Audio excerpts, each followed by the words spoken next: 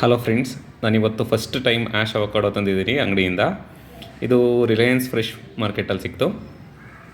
So ನೀವು ನೋಡ್ಬೋದು, ಇದು ಕಂಪ್ಲೀಟ್ಲಿ ಬ್ರೌನ್ ಇದೆ. ಬಟ್ ತುಂಬ ಹತ್ರದಿಂದ ನೋಡಿದ್ರೆ ಸ್ವಲ್ಪ ಬ್ಲೂ ಬ್ರೌನ್ ಮಿಕ್ಸ್ ಥರ ಇದೆ. ಮತ್ತು ಸೈಜ್ 120 to 150 ಗ್ರಾಮ್ಸ್ ಬರ್ಬೋದು.